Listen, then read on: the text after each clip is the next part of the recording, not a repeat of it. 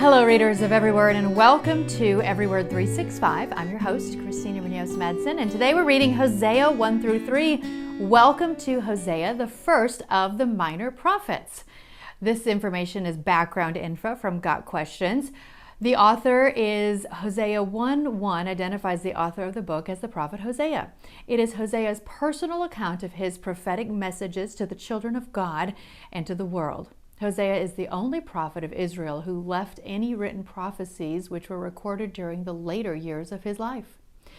Date of writing: Hosea, the son of Beeri, prophesied for quite some time, from 785 to 725 BC.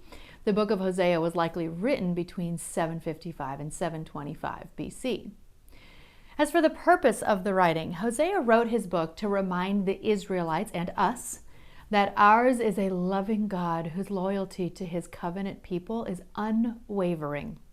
In spite of Israel's continual turning to false gods, God's steadfast love is portrayed in the long-suffering husband of the unfaithful wife. Hosea's message is also one of warning to those who would turn their backs on God's love.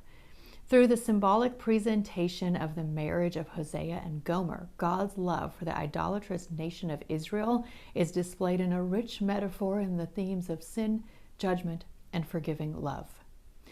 Foreshadowings. Hosea 2:23 is the wonderful prophetic message from God to include the Gentiles, those are the non-Jews, as his children, as recorded also in Romans 9:25 and 1 Peter 2:10. Gentiles are not originally God's people, but through his mercy and grace, he has provided Jesus Christ, and by faith in him, we are grafted into the tree of his people. Aren't you so thankful?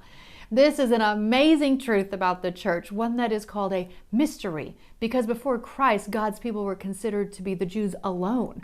When Christ came, the Jews were temporarily blinded until the full number of the Gentiles has come in. That, of course, is in Romans 11:25. Did anyone else take pause to the second verse of this book?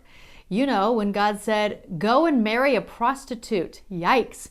Well, I'm sharing some insight as to why that may have happened. Of course, it's from Got Questions. I'm so thankful for that organization because obviously, you know, I share a lot from them, but it's an organization that really knows their stuff. It's all biblical based and we can trust what they say, where again, you don't want to Google a lot of this stuff because you will find some really crazy things out there. So it's important to have good resources to know biblical truth and backing to what we are reading. And have you ever heard the word Gomer used to describe someone? I feel like I heard it more up north than I do living in the South, but maybe you can now have a better understanding of where that came from. And I'm including a link on Gomer in the Bible from Got Questions. The metaphors of prostitution and adultery are used repeatedly throughout Scripture to describe unfaithfulness to the Lord. Many of the prophets used sexual immorality as a picture of spiritual unfaithfulness to the Lord to whom the people belonged. In the New Testament, similar language is employed in James 4:4 and Revelation 17:2 if you want to look those up. Gomer's infidelity was a symbol of Israel's spiritual unfaithfulness, but Hosea's marriage to and redemption of Gomer is an enduring symbol of God's faithfulness and provisional redemption of his unfaithful people, then and now through Jesus Christ. God's words to ancient Israel should fill us with hope today. I will betroth you to me forever. I will betroth you in righteousness and justice, in love and compassion. I will betroth you in faithfulness, and you will acknowledge the Lord.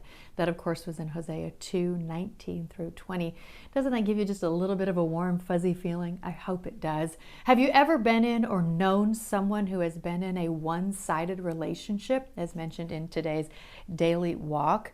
It really is sad and typically doesn't work out very well when one person wants to shower the other with love and that love is not mutual and or reciprocated.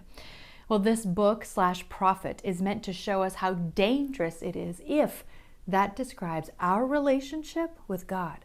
He loves us like crazy, and we are no better than the Israelites that Hosea is trying to warn if we don't love him back, showering him with that love like he does for us. It's not a one-sided relationship here. Same with communication and prayer. We're not just throwing things at him. We need to listen to have that relationship and show that love.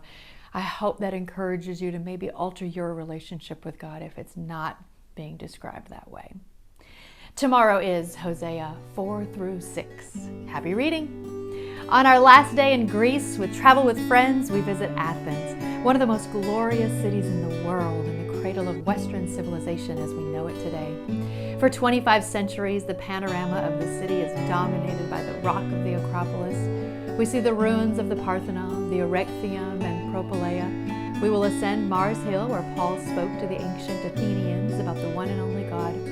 Afterwards, we board our coach for Corinth, taking the coastal road along the Saronic Gulf to the Corinth Canal, which connects the Aegean Sea with the Ionian Sea. Short stop for pictures and continue to the site of ancient Corinth, Paul's beloved city and site of his most extensive ministry. If you want more information on this trip, just send me a message. Hope to see you with us in Greece in 2025.